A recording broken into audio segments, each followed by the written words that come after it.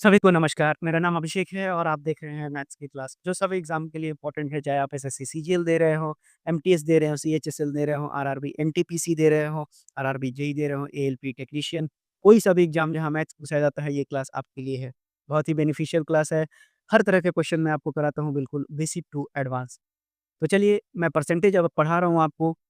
आइए शुरुआत करते हैं अपने आज के सेशन के पहले क्वेश्चन के साथ।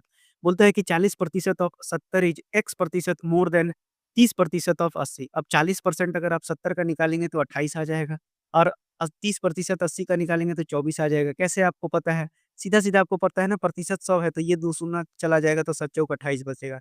वहीं प्रतिशत से ये और ये चला जाएगा क्योंकि बीच में ऑफ है, यानी कि गुना। तो दोनों हट जाएगा 0, तो 8 त्रिकी 24 बचा। तो बोलता है कि 24 से 28 कितना ज़्यादा है? 4 ज़्यादा है, यही तो बोला है ना, क्योंकि यही एक्स प्रतिशत ज़्यादा है, तो एक्स की वैल्यू बताइए, तो 4 ज़्यादा है कितना से? 24 से, और गुना 100 कर दीजिए, कितना आ जाएगा आपके पास? तो 4 छक 24, चौरस छक्का 96, यानी कि 16.67 इस सवाल का सही उत्तर हो जाएगा, यानी ऑप्शन नंबर बी। आइए बढ़ते हैं अपने अगले सवाल पर। अगला सवाल आपसे कहता है कि 5% of A plus 4% of B बराबर। देखिए, जब भी ऐसा सवाल आए तो परसेंटेज देखिए दोनों तरफ से कॉमन हो जाएगा, तो आप कॉमन निकाल के इसको हटा दीजिए। इससे क्या होगा, आपको काफ़ी सहूलियत हो गया। अब आपको पता है कि ये 5 है और ये 4 भी है, और इधर कितना हो जाएगा, ये 3 से 2 बार में जाएगा तो ये हो जाएगा 4 और फिर उसके बाद अगला बार कितना हो जाएगा, 8 दूना के 16, तो 16/3 और नीचे ऊपर कितना आ जाएगा, बी आ जाएगा। अब एक तरफ बी को लाइए, एक तरफ ए को लाइए, 5 में से 4 जाएगा, ये इधर जाएगा तो ए बचेगा और 16/3 में से बी जाएगा तो 12, यानी कि 4b/3 आ जाएगा। तो यानी कि 3a की वैल्यू कितनी हो गई, 4b हो गई। तो आपसे a/b पूछा है तो a/b 4/3 आ गया, यानी सही जवाब हो जाएगा आपका ऑप्शन नंबर बी। तो देखिए आप कितनी आसानी से ऐसे सवालों को बना लेंगे। अगला सवाल बोलता है कि परसेंटेज, तो 1 परसेंटेज से तो 2 शून्य को यहीं हटा दीजिए। अब बाकी इस परसेंटेज से आपके नीचे कितना आ गया, 100 आ गया। तो अब आपको पता है कि 1 शून्य तो यहीं से चला जाएगा और साथ ही साथ ये 5 दूना 10 हो जाएगा और 2 नौवा 18 आ जाएगा। तो यानी कि 81 इस सवाल का सही उत्तर हो जाएगा। आइए बढ़ते हैं अगले सवाल पर। अगला सवाल आपसे कहता है कि वॉशिंग मशीन जो है, उसका दाम टीवी के रिस्पेक्ट में 40% कम है। तो अगर टीवी का दाम ₹100 है, तो वॉशिंग मशीन का दाम कितना है?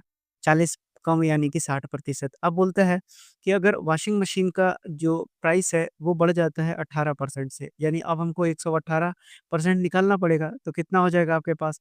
8 छक 48 हो गया और 6 कम 6 और 4 10, 6 और 1 7, यानी 70.8 हो गया।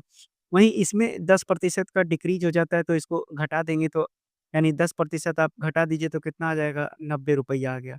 अब बोलता है कि टोटल चेंज बताना है अगर 5 वॉशिंग मशीन के कॉस्ट में और 2 टीवी में। तो इधर पहले अगर मेरे पास वॉशिंग मशीन 5 है और टीवी 2 है, तो ये कितना हो जाएगा, 180 हो जाएगा और ये कितना हो जाएगा, ये हो जाएगा 2 बार में और ये कितना आ जाएगा, तो ये आ जाएगा 2 तिहाई 6 और 2 पचे 10 और साथ ही साथ आपके पास कितना आ जाएगा, 2 चौके 8। अब ये कितना हो जाएगा, 4, 8 5 13, 534 आ गया और इधर भी तो करना पड़ेगा शुरुआत में। ये कितने टीवी थे, तो 2 टीवी थे और ये कितना था, 5 था। तो ये कितना हो जाएगा, 6 पचे 300 और ये हो जाएगा 200।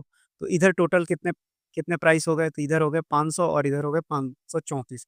तो क्या हुआ, आप जब ये कंडीशन लगा 40% कम हुआ और दूसरे कंडीशन में 18% और 10% का डिक्रीज़ हुआ। तो आपसे पूछा ना कि टोटल चेंज कितने का है, तो टोटल चेंज 34 का है। कितने पर आया?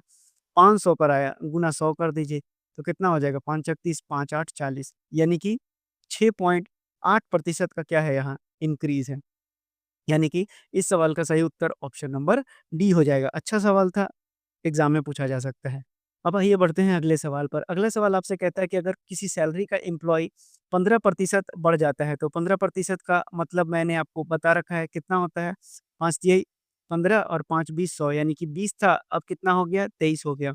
उसी तरह से 15% रिडक्शन हो गया, यानी कि 20 में 3 का कमी आ गया, तो कितना हो जाएगा, ये 17।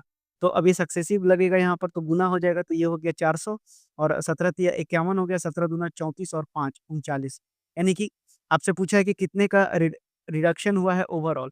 तो याद रखिएगा कि जब भी कहीं सैलरी की बात की जाए या फिर मैं आपको एक लाइन अगर बता दूँ कि अगर कोई भी वैल्यू दिया हुआ है, अगर पहला नंबर इंक्रीज़ करता है x प्रतिशत से और दूसरा प्रतिशत डिक्रीज़ करता है x प्रतिशत से, तो नेट चेंज हमेशा डिक्रीज़ ही होगा। इस बात को ख़याल रखिएगा। तो यानी कि और उसकी वैल्यू जो नेट नेट चेंज की वैल्यू आती है, वो भी याद रखिएगा, वो होता है x² बाई 100। तो ये तो शॉर्टकट मेथड है, लेकिन इसको 9 की कमी आई कितने पर 400 पे गुना कीजिए 100।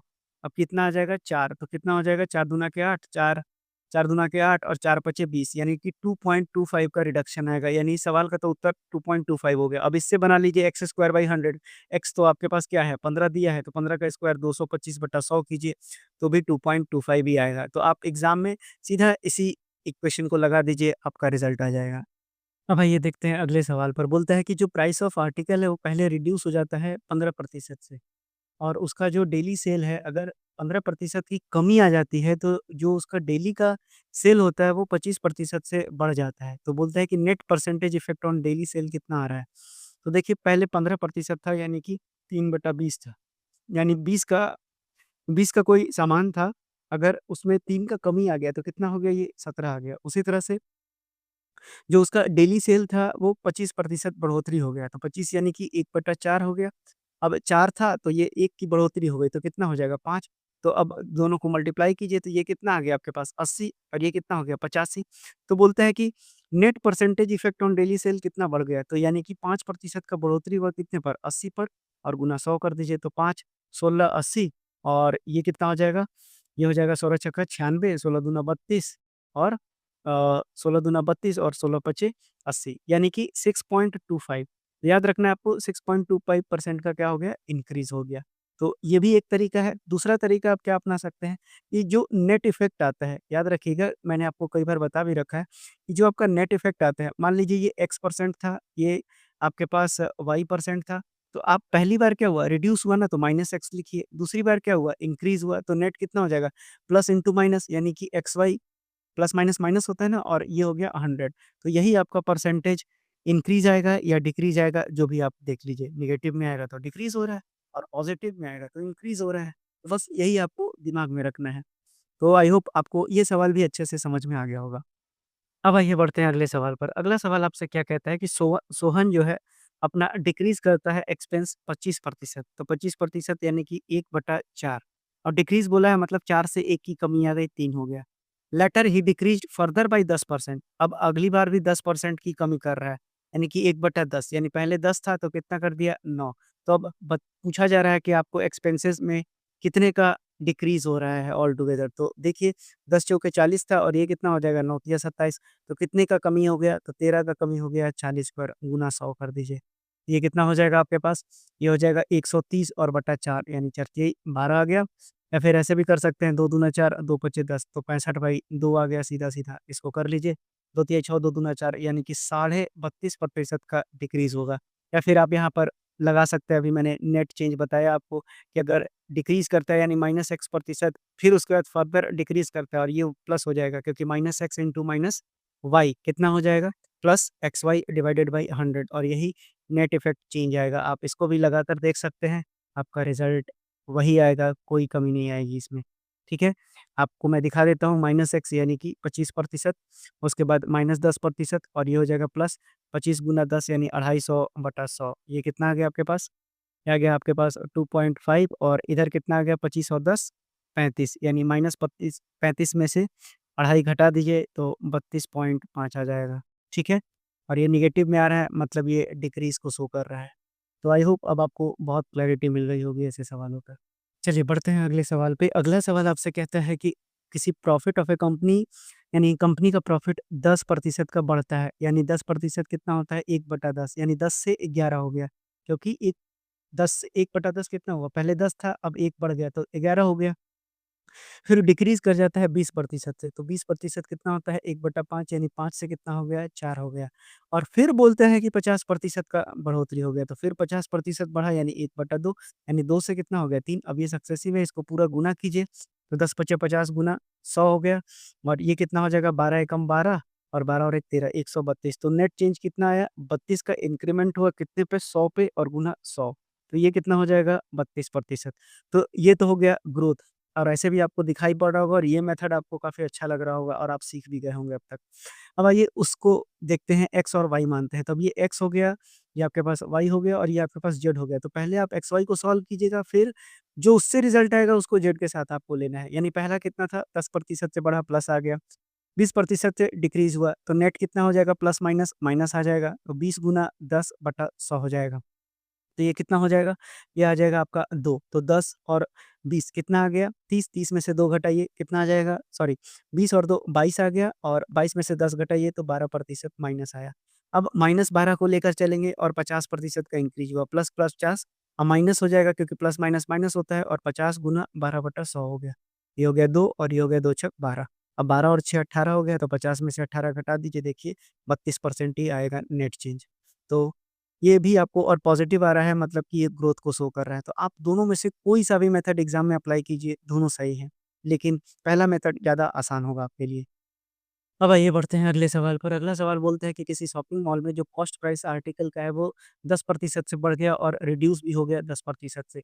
तो मैंने आपको फ़ॉर्मूला पहले भी बता रखा है कि अगर कोई भी वैल्यू जो है अगर पहली बार इंक्रीज़ करता है x% से और फिर लेटर डिक्रीज़ भी करता है x% से तो आपको नेट चेंज याद रखना है कि x स्क्वायर बाई 100 आता है। तो यानी कि सीधा-सीधा 100 करिएगा और ये 1% आएगा और ये भी मैंने आपको बता रखा है, कि जब भी ऐसा आएगा तो ये हमेशा डिक्रीज़ होगा। तो यानी 1% का डिक्रीज़ इस सवाल का सही उत्तर हो जाएगा। तो ऑप्शन नंबर सी इस सवाल का सही उत्तर है। वैसे आपको मैंने तरीका बता रखा है, पहले 10 से 9 हो गया क्योंकि 10% 1/10 होता है, फिर 10 से 9 हो गया, यानी कि ये तो नेट चेंज 100 का आया और इधर 81 कितना का कितना का चेंज आया? 9 9 81 का।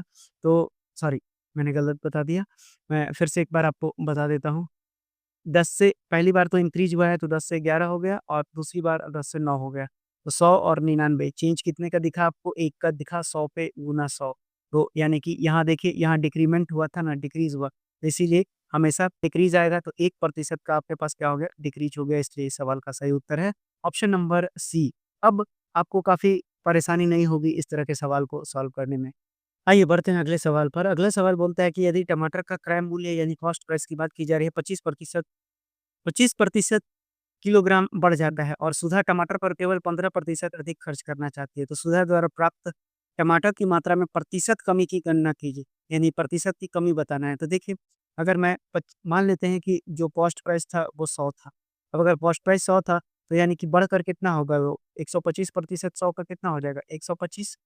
अब उसके बाद बोलता है कि लेकिन वो 100 पर देना कितना चाहती है? वो देना चाहती है केवल 15, 15% बढ़ा दीजिए तो कितना हो जाएगा? ₹115 तो अब वही तो आपसे पूछा जा रहा है कि सुधा द्वारा प्राप्त टमाटर की मात्रा में प्रतिशत की कमी की गणना कीजिए। तो कितने की कमी है? 10 की कमी है, कितने पर? 125 पर और गुना 100 कर दीजिए। 25 चौके 100, 25 पचे 125, 5 दूना 10 यानी कि कितने की कमी है? 8%। तो इस सवाल का सही उत्तर क्या हो जाएगा? Option number D. तो देखिए मैथ्स में अब आपको प्रतिशत भी काफ़ी अच्छे से बनने लगा होगा। तो आज की क्लास यहीं तक, अब हम आगे सीखेंगे आगे की क्लास में। अगर आपको पढ़ाना पसंद आ रहा है तो चैनल को लाइक और सब्सक्राइब भी कर सकते हैं। धन्यवाद।